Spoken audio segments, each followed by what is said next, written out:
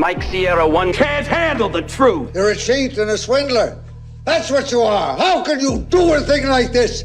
I am authorized to assure you these rumors are based on hysteria and are absolutely false. I repeat, these rumors are absolutely false. Welcome back, and thank you for joining me once again as I take another look into the relentless lies of Mike Zeroh. Today I'm starting my video a slightly different way, as this highlights how some people will believe just about anything they are presented with. If people want to believe something, that's their choice, but it's because of that willingness to believe what they are told, it cheapens and undermines the hard work and commitment made by the real people who may well go uncredited. This is George, and much like Zeroh, he lies for a living. George has made numerous videos about being on AGT and BGT. He was the first African to be given the golden buzzer on both occasions. The thing is, he wasn't even on stage and had merely manipulated the footage as well as the audio, and may I add, very badly. Now you're probably saying, where's the problem in that? Well, I hated the fact that he used footage primarily from an audition by the Mzansi Youth Choir, who did a rendition of It's Okay, an original piece by Nightbird, aka Jane Kristen Marchevsky. The choir went on to get the first audience golden buzzer, which made the song by Nightbird effectively get the golden buzzer twice. Like some acts out there, the Mzansi Youth Choir were possibly found by production staff, searching the web for people and groups to come onto the show. The youth choir had already done the cover of It's Okay, and a video in 2021. So my guess is the audition wasn't like most others, and got a fast pass to appear on stage in around May of 2023, with George making his video in June of the same year. Taking a songwriter's work and by extension, the youth choir's golden buzzer cheapens Nightbird's name and memory. Jane passed away aged 31 in 2022 after a 6-year battle with breast cancer. Her original audition video has now been viewed over 61 million times, and is testament to how people will always battle on regardless of their own circumstances. That clip was to address how people can seemingly be easily manipulated into thinking something they're watching is in fact real. This was reflected in the comments, with people wishing him luck, hoped that he would win the show completely, and praising him for his singing, which in all honesty could also be fake. The dislike button was disabled by the owner, but people still pointed out this particular video was actually a fake and it shouldn't really be getting the attention it was. But I guess that's the power of a clickbait title. So the point I'm trying to make here is this. When faced with undeniable proof that something isn't real, why do people insist that it is? It's easy to see why people fall for Zeroh's false claims, as he presents no factual information, other than what we already know. For example, let's take the recent allegations against Lizzo. We know thus far that 3 of her former dancers are going to be suing the singer and her production company, Big Girl Big Touring. Now because Zeroh is a full-blown grifter and Lizzo appeared in The Mandalorian, Zeroh has seized this opportunity to gain more views, by having Lucasfilm and Disney fire Lizzo from more projects she was going to be involved with, along with Jack Black.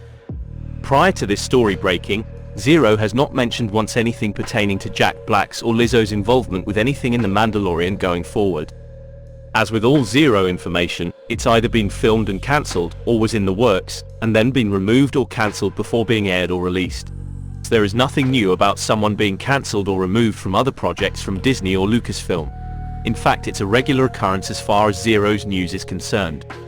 Phoebe Waller Bridge, Pedro Pascal and Hayden Christensen have all been fired from shows that were in production at one time or another, and have now been cancelled.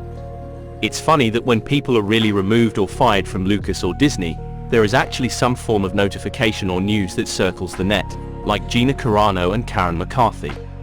If it comes from Captain Ambiguous, and it's about a show or film with no name that was in development, chances are it's fake yet again. Another sign of it being fake news is, it won't be enough to draw a line under it. Zeroh will then carry on with a story that should all be said and done. Even whilst putting this video together, he has made yet another video about Lizzo and how her situation has got worse somehow in less than 24 hours. It's the same development that has afflicted everyone else in his previous stories. And if you think this is a bit of a stretch, then listen to this.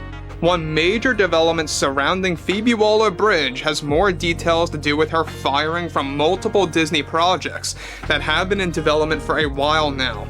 Now, the new details surrounding the development, of course, had much to do with Phoebe getting fired from the Lando Star Wars show as the L337 droid in flashbacks, but additionally, she was set to portray another droid, dubbed L547, portraying a similar droid by design.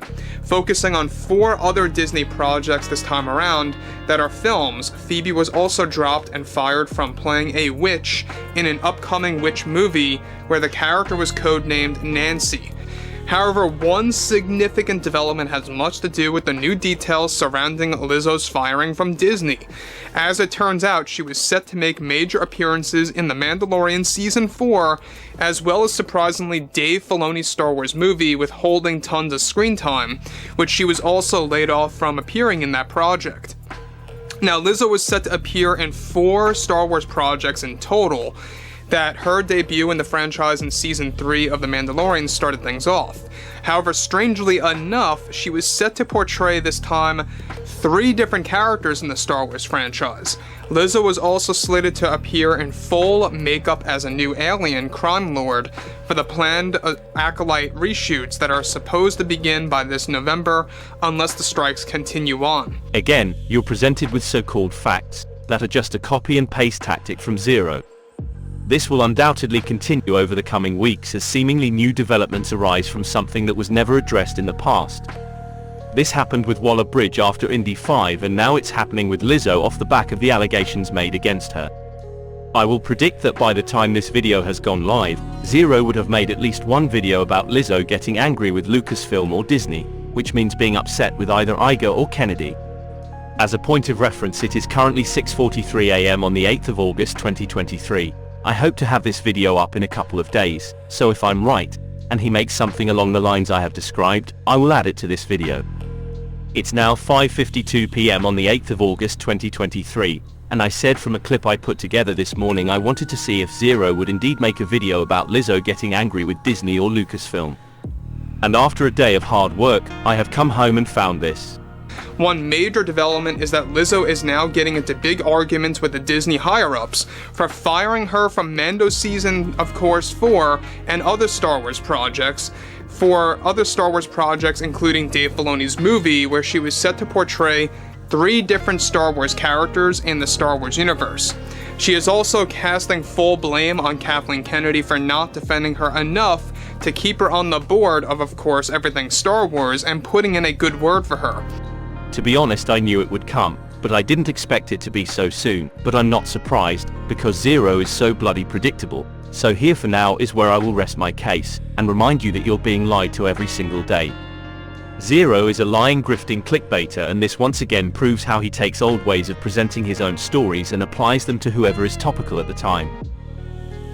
Well, that's all I have for you today, so until the next time, take care and I'll see you again soon.